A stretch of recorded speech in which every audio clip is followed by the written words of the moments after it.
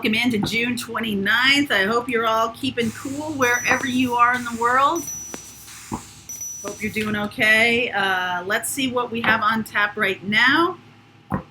Hi, Charlie. I have treats in my pocket. I created a monster. All right, let's see where we're going here. Again, we are going to be doing that tarot session, teaching you about how to determine who's who in a reading. If you have a deck, if you bought a deck in June, then you'll be invited to that. So let's see where we go. That'll be interesting. It'll be early in July. We haven't really picked a date yet, but we'll let you know. Okay? Okay. All right. Choo, choo, choo. He is relentless. Okay. Let's see what's happening right now. Great adventure. Just about ready to start. Are you ready? Are you ready for it? Rainbow blessings. I hope you're ready for that. Joy and delight. Oh my goodness. All right. It's about time, people. It's about time. I feel like I don't know, it's like a few weeks ago, I was getting a lot of readings about like you're starting something and then oof, it feels, like it stops. Like as soon as you start something, it stops, but you're supposed to be doing it. There's kind of a lesson in that little stoppages, right? That little stop sign that came up if you had tried to start something in June. The Mercury retrograde was very loud. So was the eclipse energy, super loud.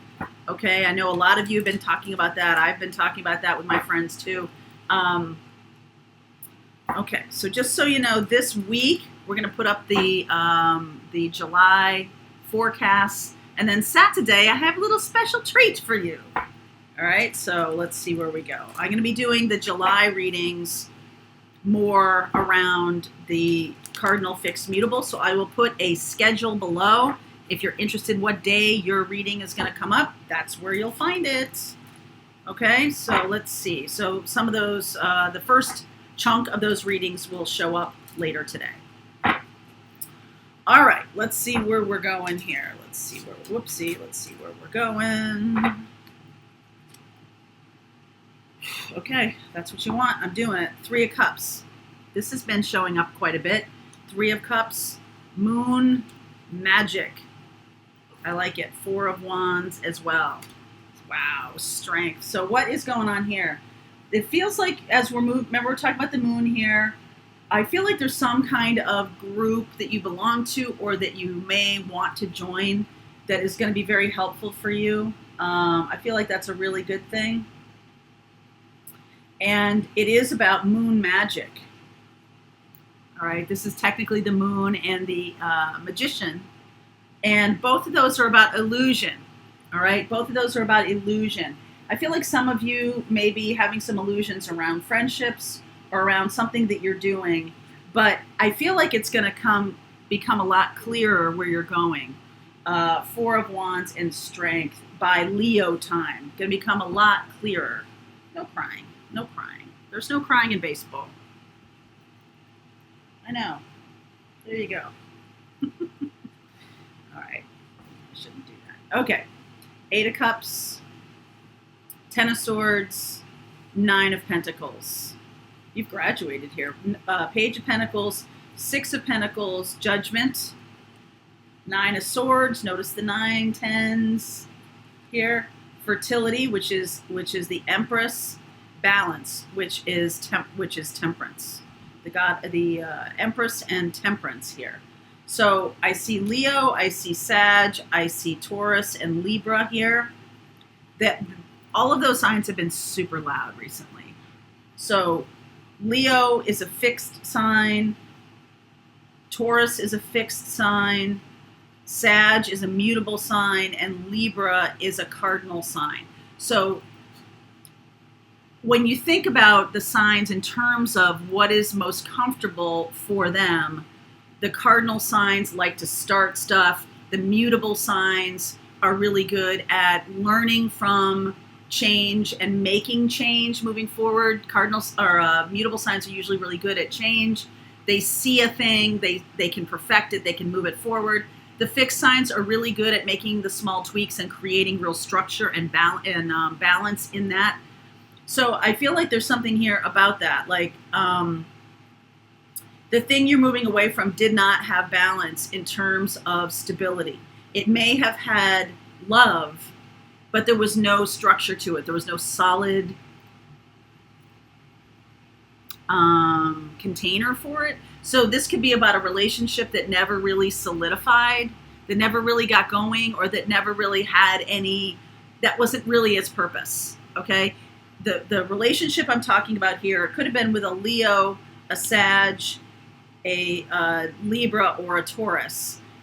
This may be in your future, okay? This may not be something that already passed, but for some of you, this is about like an answer to why things didn't move forward. So you can be like, oh, that love relationship never really got off the ground, and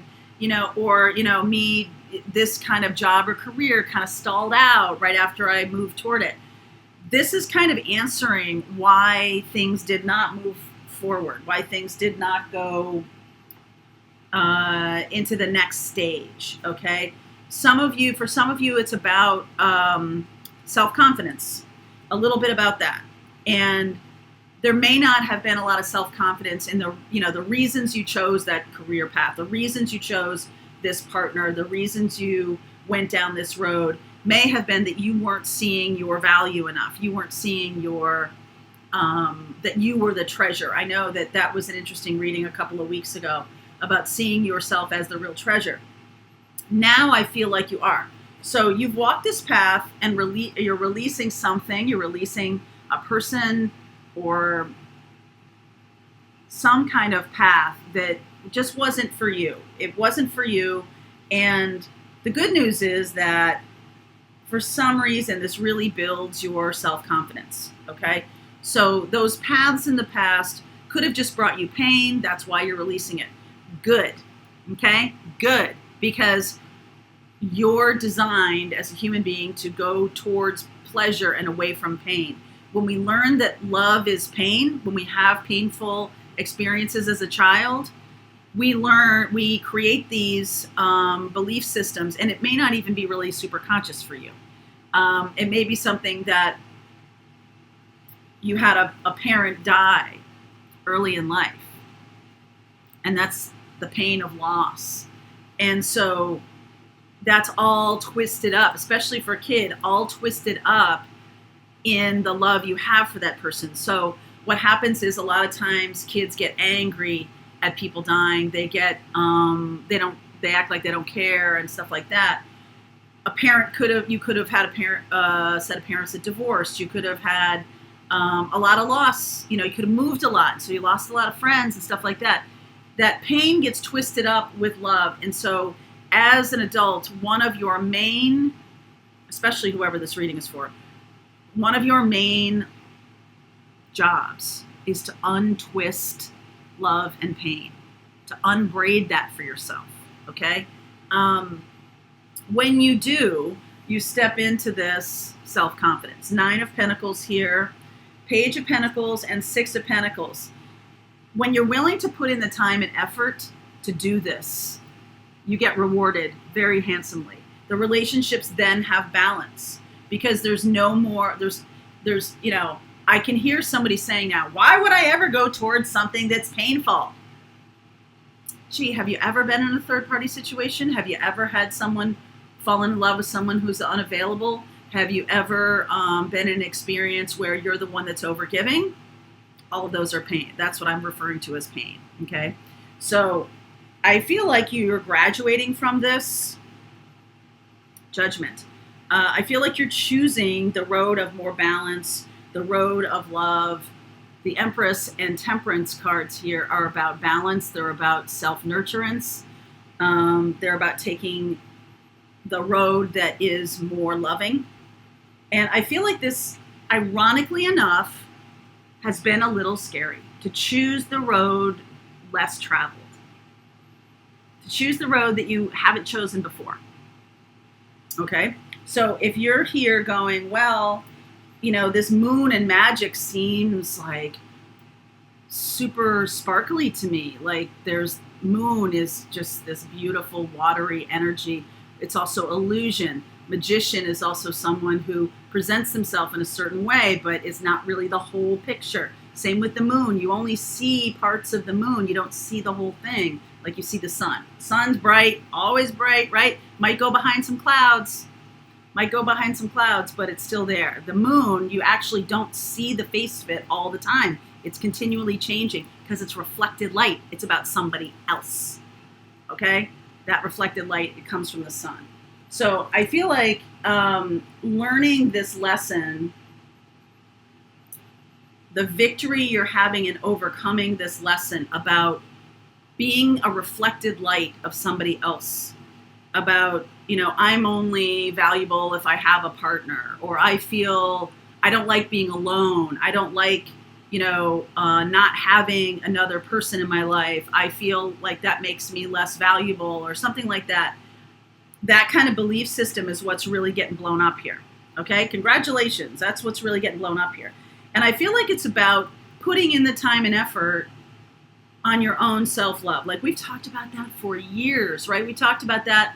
And it is about really seeing whatever pattern you might have, whatever pattern might be creating or you're feeling pain about, right? If you're feeling this, if this is for you, if you're feeling pain about this spiritual journey, I can't tell you how many posts I see about like, I'm exhausted. This is ridiculous. How come I have to walk this path? I'm just going to go back to doing what I was doing. Okay, fair enough. I think this is kind of a, hey, knock, knock, knock, knock, knock. You might want to try it this way. You might want to remove yourself or not be thinking about another person and really instead still focus on yourself, because love does want to come in. Love, you know, you are expressing that vibration of love, especially when you're expressing it for yourself. And this other person can't see you if you're not vibrating, if you're not in that frequency of love. And the way to get there is the self-love, okay? The way to get there is to have love for oneself, because then another person who's vibrating at the same frequency of love can see that, all right? So I feel like what wants to come in, Strength, 4 of Wands, what wants to come in here is a relationship that is stable and solid and will stand the test of time, showing up in Leo time period. If you have spent the last few years dealing with this very story, because I feel like this is a story that I dip into, and I have dipped into a lot over the past 4 years. So the message still needs to be said. Somebody still needs to hear this message. And I almost feel like this is a reinforcement of that message about unbraiding love and pain. So let me clarify the 10 of Swords here. You're done with it. Good. Queen of Pentacles. Oh, that's lovely. Queen of Pentacles, power. That's the Emperor. Emperor, Empress. Page of Wands. 3 of Wands. One more, please. Knight of Cups. So this is about, I feel like the thing that really is unbraiding this for you is to embrace your own power. Stand in your own power. Queen of Pentacles is about self-love, very similar to the 9 of Pentacles. 9 of Pentacles, though, is more about self-confidence. The Queen of Pentacles is the nurturing energy that gets you to self-confidence. Page of Wands and 3 of Wands, being inspired to do this. Okay, feeling that inspiration, having the expectation. 3 of Wands is the Knight of Cups, which is the love and romance that you're seeking to create. You're seeking to create something that is fulfilling. You're not seeking to create something that has 3 parties, third parties, multiple people. Okay, if you're looking to create something that isn't illusion, I feel like you might have had illusion in your past, illusion and magic. And while that's awesome, I feel like the Queen of Pentacles gets you closer to what you really want. It can also be unbraiding this idea of moon and magic from what it is that you'd like to create that will stand a long-term experience in your life, that will create some structure, create some stability for you, and also have love and passion and all of those things. Because this is the Emperor, come here you, this is the Emperor and the Empress. Fertility and power. Okay, this is about masculine and feminine balancing. And I feel like it's really about the ideas. This, maybe it's subconscious, waking up in the middle of the night. Maybe it's like the desire for a person who is abusive, or the desire for a person who isn't really on the same page. So you keep manifesting this lower frequency person. It's time to manifest somebody of higher frequency. Clarify judgment for me. Sacrifice, 3 of Swords, 2 of Wands. Okay, so this is about letting go of a heartbreak. That's the Hanged Man. Letting go of that heartbreak, literally turning your back on it and embracing something new, embracing a way of manifesting that is about manifesting yourself, that's manifesting in your own power, that's bringing in this higher vibration.